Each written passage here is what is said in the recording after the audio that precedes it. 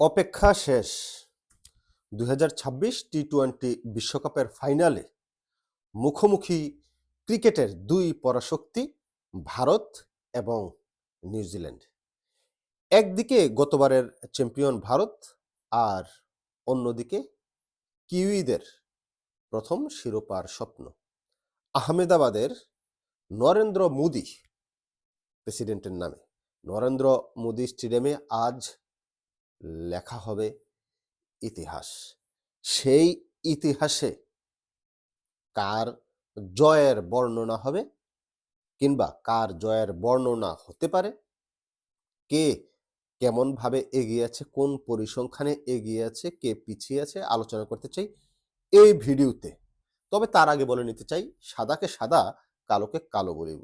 সাদাকে কালো, কালোকে সাদা বলিতে পারিব না, আর আইসক্রিম ব্যতীত কারো পা চাটিতে পারিব না। Hello viewers, it's me Rony bro, welcome to another new video. কথা বলছিলাম আজকের ফাইনাল ম্যাচ নিয়ে, ভারত এবং নিউজিল্যান্ডের। কিছুক্ষণ পরেই ম্যাচটা শুরু হবে। দেখেন কে এগিয়ে আছে, কে পিছিয়ে আছে, একটা পরিসংখ্যান এবং একাদশটা কেমন হতে পারে, টোটাল একটা পর্যালোচনা করব। দেখেন এই টুর্নামেন্টে রানের পাহাড় কিন্তু দুই দলই গড়েছে। ভারতের হয়ে টুর্নামেন্টের অন্যতম সেরা ব্যাটসম্যান সঞ্জু স্যামসন, তার 16টি ছক্কা এই বিশ্বকাপকে ঘিরে মানে বলে দিচ্ছে কথায় যে তিনি কতটা বিধ্বংসী ফর্মে আছে। আর অন্যদিকে নিউজিল্যান্ডের তুরপের তাস হচ্ছে রচিন রবীন্দ্র, কারণ তার ব্যাটিংয়ের পাশাপাশি কিন্তু বোলিংয়ে তার মারাত্মক অবদান রেখে চলেছে। তাছাড়া ফিন এলেন তো আছেই, আবার ভারতের ঈশান কিষান ওপেনিং লড়াইয়ে ভাগ্য পরিবর্তন করে দিতে পারে। সবকিছু মিলিয়ে কিন্তু দুই দলের মধ্যে যে পরিসংখ্যান, তার আগে তাদের যে পারফরমেন্স, পরিসংখ্যানের আগে যে ওয়ার্ল্ড কাপ পারফরমেন্স, সেটা কিন্তু সমানে সমান, কাউকে আপনি ছোট করে দেখতে পারবেন না। বোলিংয়ে ভারতের মূল অস্ত্র হচ্ছে বরুণ চক্রবর্তী, কিন্তু সে ফর্মে নেই। লাস্ট 4টা ম্যাচে 4টা উইকেট পাইছে অনলি, রান দিছে 4 ম্যাচে আপনার অনেক বেশি, অনেক বেশি। 16 ওভারে 160-এর উপরে সে রান দিছে, 180-র কাছাকাছি রান দিছে। লাস্ট 4 ম্যাচে 16 ওভার 180-র মতো সে রান দিছে, উইকেট পাইছে মাত্র 4টা। সেদিকটা একটু চিন্তার বিষয় কিন্তু আছে। কিন্তু উইকেট সে এ পর্যন্ত 13টা পাইছে বরুণ চক্রবর্তী, সেটা একটা ব্যাপার আছে। কিন্তু জাসপ্রীত বুমরার ডেথ ওভার স্পেশাল কিউইদের ব্যাটসম্যানের জন্য অগ্নি পরীক্ষা হতে পারে। অন্যদিকে মিচেল সেন্টনার কিংবা রচিন রবীন্দ্র দুই স্পিন আহমেদাবাদের উইকেটে ভারতের ব্যাটসম্যানদেরকে কঠিন পরীক্ষায় ফেলতে পারে। পরিসংখ্যান বলছে ভারতের মাঠে ভারত শক্তিশালী, কিন্তু আইসিসি ইভেন্টে নিউজিল্যান্ডও সবসময় চমক দেখায়। মানে আপনাদের কি মনে হয় যে সাঞ্জুর ব্যাটে কি আসবে দ্বিতীয় শিরোপা? সাঞ্জুর ব্যাটেই এই কারণেই বললাম, কারণ 2টা ম্যাচে সাঞ্জু সেঞ্চুরির কাছাকাছি গিয়ে সেঞ্চুরিটা হয় নাই, বেশ হতাশাজনক। কিন্তু তার পারফরম্যান্সে তো মানে আকাশচুম্বী, এক কথায় বলতে গেলে সাঞ্জুর পারফরম্যান্স। এখন সাঞ্জুর কি আজকে সেঞ্চুরি পাবে? আমার কাছে মনে হয় পাওয়া উচিত। যেহেতু পরপর 2টা ম্যাচ ভালো করছে, আজকেও আমার কাছে মনে হয় যে সাঞ্জু ভালো করবে। নাকি কিউইরা ছিনিয়ে নেবে তাদের ১ম ট্রফি? কি মনে করছেন কমেন্ট বক্সে কমেন্ট করতে পারেন। ভারত নাকি নিউজিল্যান্ড? এখন একটু পরিসংখ্যানটা যদি আমি বলি, যে 2 দলের ব্যাটসম্যানরা খুব বেশি টাচে আছে, এক কথায় বললাম সাঞ্জু টাচে আছে, 16টা 6 মারছে, রচিন রবীন্দ্র আছে উইকেট প্লাস বোলিং নিয়ে, ঈশান কিষান আছে ভারতের।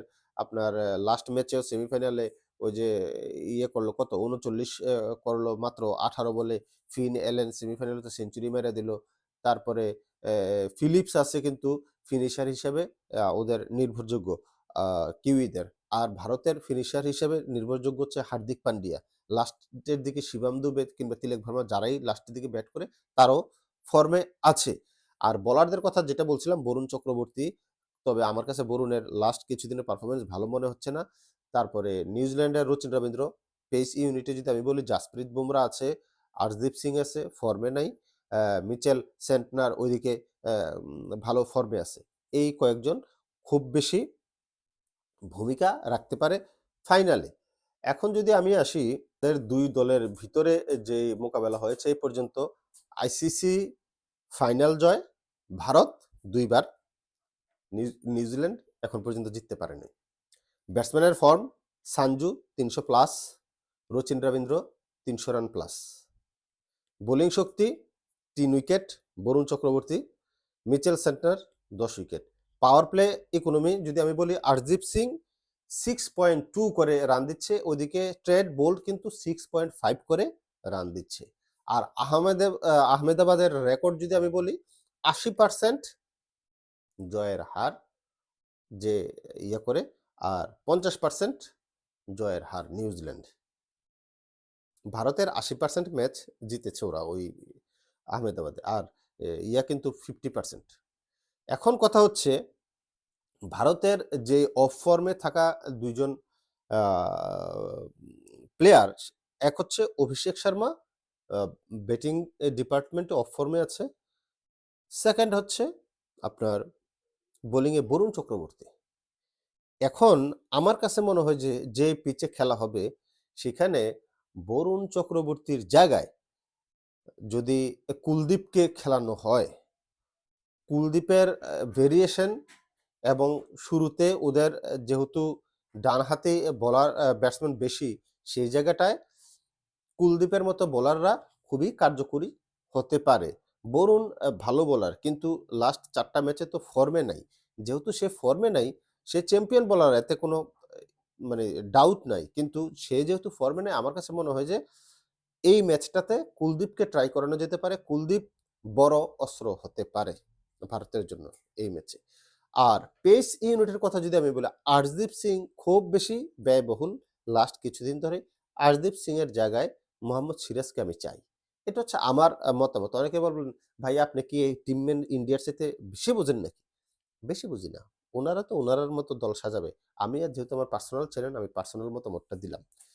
এখানে আর্শদীপ সিং এর জায়গায় আমি মনে করি মোহাম্মদ সিরাজ, বরুণের জায়গায় কুলদীপ, এই ২টা পরিবর্তন হইতে পারে। আরেকটা পরিবর্তন আমি পার্সোনালি চাই, অভিষেক শর্মাকে স্টপ করিয়ে, মনে হয় না করবে এটা, অভিষেককে স্টপ করিয়ে রিঙ্কু সিংকে দলে যদি ইনক্লুড করে, রিঙ্কু সিং এর জায়গায় তার অভিষেক না, বা অভিষেকের জায়গায় রিঙ্কু না, ওই উপরে যে ওপেনার আছে ঈশান কিষান আর আপনার সঞ্জুই খেলবে, লাস্টে রিঙ্কু সিং এর কাজটা লাগবে আমার কাছে মনে হচ্ছে, হলে ভালো হয় আর কি, ৮ নম্বর ব্যাটসম্যান হিসেবে বা আকসার প্যাটেলের আগে আর কি। তো ওই জায়গাটায় টিম ইন্ডিয়া পরিবর্তন করতে পারে, আবার নাও করতে পারে। তবে আমি মনে করি যে পার্সোনালি ৩টা পরিবর্তন আমি মানে দেখি আর কি, ভালো হয়। বাট আমি বলছি না যে এরা করবে। আমার কাছে মনে হয় যে ৩টা পরিবর্তন হলে ভালো হইতো। দেখা যাক কি হয়। আপনি আপনার মতামত জানাতে পারেন যে ভারত কি ইতিহাস গড়তে যাচ্ছে, নাকি কিউইরা প্রথমবারের মতো চ্যাম্পিয়ন হয়ে যাবে? সংসারে যদি মন থাকে তাহলে চ্যানেলটা সাবস্ক্রাইব করবেন। ফেসবুক পেজ থেকে দেখে থাকলে লাইক কিংবা ফলো দিয়ে পাশে থাকতে পারেন।